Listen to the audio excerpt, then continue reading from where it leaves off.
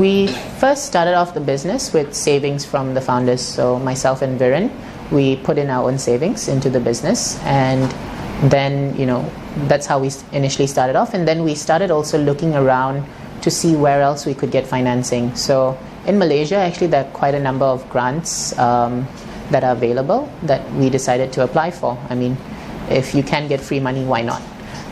We didn't factor those monies into our financial projections. It was just more of, if we got it, it would be a good windfall and help us to scale the business more quickly. And so we applied to 2 or 3, and we were quite lucky to get one of them, which was the Cradle SIP 150. So this is a 150,000 ringgit grant, which is administered by Cradle under the Ministry of Finance. That was one of the first turning points for the company, I think.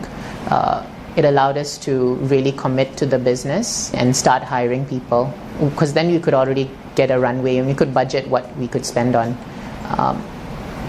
And then from there, I think we did that. We got a working product out. We started our website. We started transacting, and then we started doing the pitches. In the startup space, you can do pitching on various competitions around the year, and that we got some investor interest in us, and we got seed funding from one of the VCs out of Singapore, Jungle Ventures, last year. So that helped us to also then set more targets, grow in business a lot further, and start thinking about, how do we progress beyond just Malaysia. So right now we are in the stage where we're in Malaysia and Singapore at the moment, and we're in the midst of securing our Series A funding, which will then allow us to expand into Southeast Asia. So we're looking at Thailand, Indonesia as the next few destinations for us to expand into. So now our team is around 15 people. We expect it to grow to around 30 to 35 people by the end of this year, which is in the next 6 months.